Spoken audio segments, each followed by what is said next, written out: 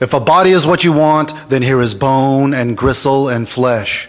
Here is the clavicle snapped wish, the aorta's open valves, the leap thought makes at the synaptic gap. Here is the adrenaline rush you crave, that inexorable flight, that insane puncture into heat and blood.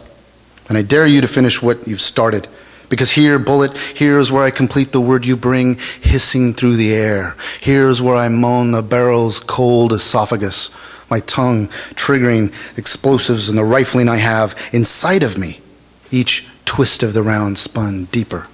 Because here, bullet, here is where the world ends every time. I wrote that poem in February of 2004. And I folded it up. I've told you this before. It's kind of odd. But I folded it up, put it in a Ziploc bag, and I carried it in my pocket the rest of the time I was there, about another 8 months. So if there are any psych majors out there, maybe you can see afterwards. We'll work this out, you know. So it seemed to me sort of like a taunt towards death, you know, because you'd roll out the gate a lot, and there's always this unseen sniper. There's always this indirect fire, this bomb that might be by the side of the road. You don't know. And at some point, there's this really ugly psychology that sort of feels like, well, let's figure out what this is about, you know.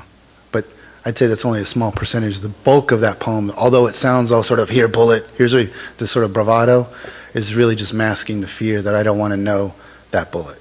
You know what I mean?